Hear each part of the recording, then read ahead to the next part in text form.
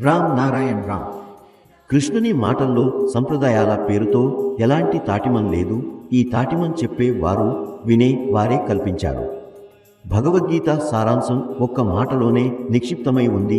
మామేకం శరణం వ్రజ అంటే నన్ను మాత్రమే శరణంగా స్వీకరించు. ఇది చాలును, మరోదేమీ అవసరం లేదు. కృష్ణుడు ఎవరు?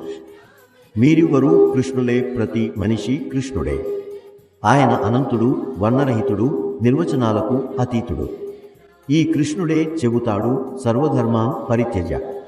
చెడు శక్తుల ప్రభావం, మూఢనమ్మకాలు వదిలేయి. మామేకం శరణం వ్రజ, ఇదే చాలిపోతుంది. మీ గురించి ఎప్పుడూ ఆలోచించండి. మీరు కృష్ణుడే అని ఎప్పుడూ తలచుకోండి. మీ మనస్సు, మీ మేధస్సు. ఎందుకంటే మీరు అనంత పదార్థం నుండి ఉద్భవించినవారు. ఈ కృష్ణుడే వెతికినా కనిపించడు. కనిపించకపోయే వాడే నిజమైన కృష్ణుడు.